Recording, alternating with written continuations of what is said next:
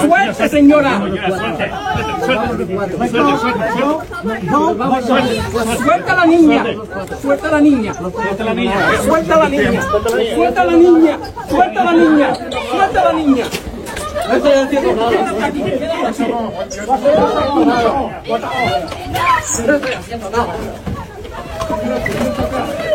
No estoy haciendo nada.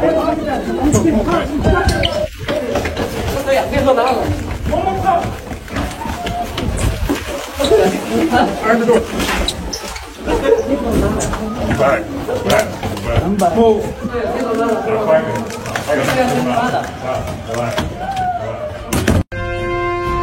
በቺካጎ እጅግ ከፍተኛ የተባለ ተቃውሞ መነሳቱ እየተነገረ ይገኛል።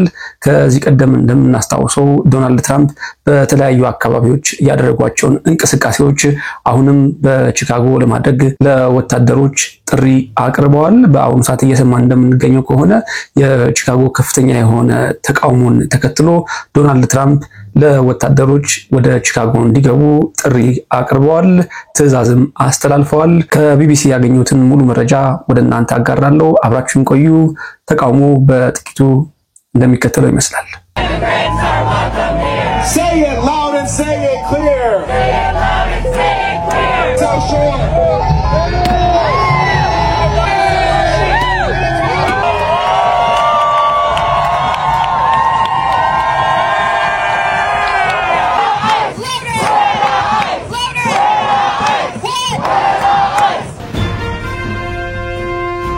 ወደ መረጃው ስንገባ ትራምፕ 300 የብሔራዊ ዘብ ወታደሮች በቺካጎ እንዲሰማሩ ትዕዛዝ አስተላለፉ። Immigration raids turned violent in Chicago tonight. President Trump threatening to send in the National Guard. Just this week, we saw ICE agents rappelling from a helicopter onto a residential apartment building where American citizens were among those, including children in their pajamas, were taken into custody in the middle of the night. እርምጃው የመጣው የኢሚግሬሽን ባለስልጣናት በዲሞክራቶች በሚመራው ከተማ ተቃውሞ ማስተናገዳቸውንና ተሽከርካሪያቸው ሆን ተብሎ ከተገጨና አንድ የታጠቀች ሴትን ተኩሰው መምታታቸውን በተናገሩ ከሰዓታት በኋላ ነው። ለሳምንታት በርካታ ግዛቶችና መሪዎቻቸው የትራምፕ ወታደር የማሰማራት እቅድ ስልጣንን ያለ አግባብ መጠቀም እንደሆነ ሲገልጹ ቆይተዋል። የኢሊኖይ ግዛት አስተዳዳሪ ትራምፕ ቀውስ ለመፈብረክ እየሞከሩ ነው ብለዋል። ወታደር የማሰማራት ዜናው የተሰማው ሌላኛው ለዘብተኛው ግዛት የሆነው ኦሪገን ፖርትላንድ የሚገኘው የፌደራል ዳኛ የትራምፕ አስተዳደር በግዛቱ 200 ወታደሮችን ለማሰማራት የያዘውን እቅድ ውድቅ ካደረጉ በኋላ ነው። ዳኛው ትራምፕ ስለ ፖርትላንድ ያወጡት መግለጫ ከእውነት ጋር ያልተገናኘ ያሉት ሲሆን እርምጃው ህገ መንግስቱን የጣሰ ነው ብለዋል። ካለ ኦሪገን ግዛት ፍቃድ አለመረጋጋትን በወታደራዊ መንገድ ለመፍታት የሚወሰድ እርምጃ የግዛቱንና የሌሎች ሉዓላዊነትን አደጋ ላይ የሚጥል ነው ብለዋል። አክለውም እርምጃው በከተማዋ ውጥረቱን የሚያባብስና ተቃውሞ እንዲጨምር የሚያደርግ ነው ብለዋል። የብሔራዊ ዘብ ወታደሮች ቺካጎ መድረሳቸው እስካሁን ግልጽ ባይሆንም እርምጃውን በህግ ለመታገል ወደ ፍርድ ቤት ማምራቱ አይቀርም። ቺካጎ በዲሞክራቶች በሚመሩ ከተሞች በአወዛጋቢ ወታደር ማሰማራት እንቅስቃሴ ዋሽንግተን፣ ሎስ አንጀለስ፣ ሜኒፈስ እና ፖርትላንድ በመከተል ኢላማ ውስጥ የገባች አዲሷ ከተማ ሆናለች። ወታደር ማሰማራቱ ህጋዊና ህገ መንግስታዊ ጥያቄዎች የተነሱበት ሲሆን የብሔራዊ ዘብ ወታደሮች በተለምዶ በግዛት አስተዳዳሪዎች የሚሰሩ ናቸው። መንግስት የአሜሪካን ጦር ለአገር ውስጥ ጉዳዮች ማሰማራትን ክፍለ ዘመን የተሻገረ ህግ ይከለክላል። ቺካጎ በኢሚግሬሽን ህግ አፈጻጸም ምክንያት በርካታ ተቃውሞዎችን ያስተናገደች ሲሆን አብዛኞቹ የተቃውሞ ሰልፎች በአሜሪካ የኢሚግሬሽንና ጉምሩክ ባለስልጣን ቢሮዎች ላይ ተካሂደዋል። ቅዳሜ ዕለት የትራምፕ ወታደሮችን ለማሰማራት ትዕዛዝ ከመስጠታቸው በፊት የአሜሪካ የድንበር ጥበቃ አባላት ከተቃዋሚዎቹ ጋር በመጋጨታቸውን የአገር ውስጥ ደህንነት መስሪያ ቤት አስታውቋል። በዚህ ሳምንት መጀመሪያ ትራምፕ ወታደራዊ መኮንኖችን ሲያነጋግሩ በአሜሪካ ከተሞች ላይ እየተደረገ ስላለው የወታደሮች ስምሪት ጠቅሰዋል።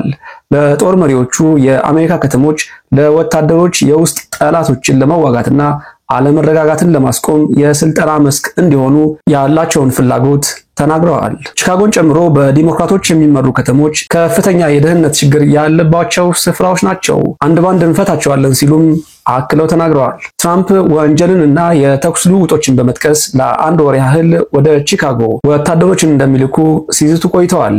ባለፉት 2 ዓመታት በቺካጎ አሰቃቂ ወንጀሎች በጣም እንደቀነሱ መረጃዎች ያሳያሉ። ከጥር እስከ ሰኔ ባሉት ወራት ካለፈው ዓመት ተመሳሳይ ወቅት ጋር ሲነጻጸር የግድያ መጠን በ1/3 መቀነሱን የወንጀል ፍትህ ምክር ቤት መረጃ ያመለክታል። ይሁን እንጂ ከሌሎች የአሜሪካ ከተሞች ጋር ሲነጻጸር አጠቃላይ ወንጀል በቺካጎ ከአማካኙ በላይ ነው። በዚህ ሰዓት እንግዲህ እየተመለከትን እንደምንገኘው ዶናልድ ትራምፕ ዴሞክራቶች በሚመሯቸው አካባቢዎች እንግዲህ ከፍተኛ የሆነ ጫና እያደረጉ ይገኛሉ። እንደሰማነው ከሆነ አካባቢው ላይ የሚገኙ አመራሮች ወይም ደግሞ በትልልቅ የስልጣን ደረጃ ላይ የሚገኙ ግለሰቦች ከዶናልድ ትራምፕ ጋር እንደማይተባበሩ እየተናገሩ ይገኛሉ።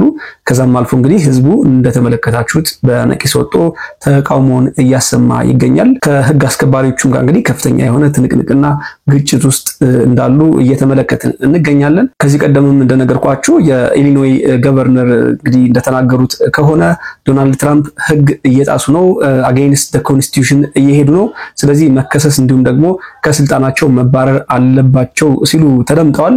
ይህንን ሐሳብ እንግዲህ በርካቶች እየደገፉ እንዲሁም ደግሞ በሰልፎች ላይ እየተመለከትነው እንገኛለን። ምናልባት ዶናልድ ትራምፕ በዚህ ሰዓት ከፍተኛ ተቃውሞ በቺካጎ ገጥሟቸዋል። ለዚህም ማሳያ እንግዲህ የሲቢፒ ሴክሬታሪ የሆነችው ክሪስቲ በአካባቢው በቺካጎ በተገኘችበት አጋጣሚ እንግዲህ አንድ የገጠማትን ጉዳይ ስታጋራ በአንድ ተንቀሳቃሽ ምስል ተመልክተናል። በአንድ የመንግስት ተቋም ውስጥ እንግዲህ ሬስትሩም ተከልክያለው፣ በዚህ ልክ እንግዲህ መተባበር አይፈልጉም ወር ደግሞ ማገዝ አይፈልጉም ስትል ክሷን እያቀረበች ተመልክተናታል።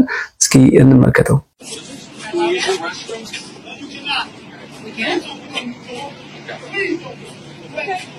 Thank you. Interesting. That's what Governor Pritzker says is cooperation in keeping people safe.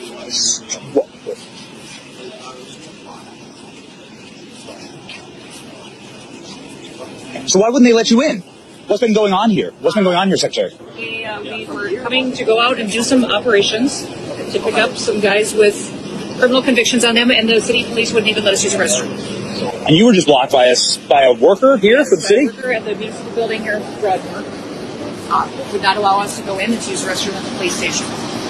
So as much as these local leaders and governors talk about cooperating and having the backs of our law enforcement officers, this is what we have to put up with every single day. And all we're doing is getting criminals and terrorists and cartels and gang members off the streets to make families safer here.